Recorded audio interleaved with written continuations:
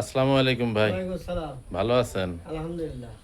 তো এই যে বাছুর দেখতে পাচ্ছি, এটা আপনার গাভীর বাছুর নাকি? হ্যাঁ, গাভীর বাছুর। কি বাছুর এটা? আড়ি বাছুর। এড়ে বাছুর। তো এই বাছুর পেয়ে কি আপনি খুশি? খুশি? লাল বাছুর আছে সিন্ধি। যাক, মানে লালটাই তো চাইছিলেন না? হ্যাঁ, হ্যাঁ, তো সেই হিসাবে আপনার লালই হয়েছে, তাতে করে আপনি মোটামুটি খুশি। হ্যাঁ। তো এই গাছ বাছুর কোন কোম্পানির বাছুর দিয়ে তো আপনি জানেন? এই কোম্পানি তো আমি জানি সিন্ধি বাছুর। এটা হলো ব্র্যাকের বাছুর দিয়ে, হ্যাঁ। ব্র্যাক। ব্র্যাক কোম্পানি। হ্যাঁ, ব্র্যাক কোম্পানির বাছুর দেওয়া। তো আর ব্র্যাকে আমি কাজ করি।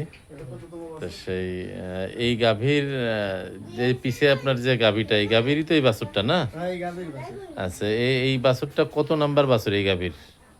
এ আছে 11 নাম্বার। 11 নাম্বার বাছুর। তো প্রিয় দর্শক ও শ্রোতা, আপনাদের জন্য এখানে আরও একটি শিক্ষণীয় বিষয় হয়ে দাঁড়াচ্ছে। সেটা হচ্ছে যে আপনাদের ভিতরে অনেকের ধারণা যে একটা গাভী মনে হয় 4টা 5টা বাচ্চা দেওয়ার পরেই সে বাচ্চা দেওয়ার সক্ষমতা হারিয়ে ফেলে। আসলে এমনটি ধারণা সঠিক না। কারণ হচ্ছে এই যে গাভীটি ভাইয়ের নিজের মুখে শুনলেন, এখানে কোনো এডিট করে না, কোনো এআই করে না।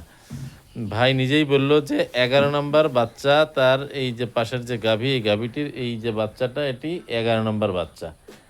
তো অনায়াসেই হয়ে আসছে পর্যন্ত, কোনো সমস্যা হয়নি।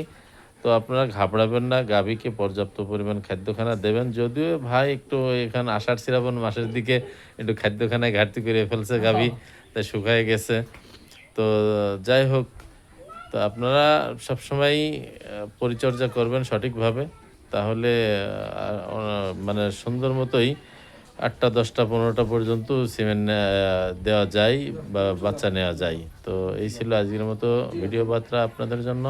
ভালো থাকুন, সুস্থ থাকুন, নিরাপদে থাকুন। আসসালামু আলাইকুম।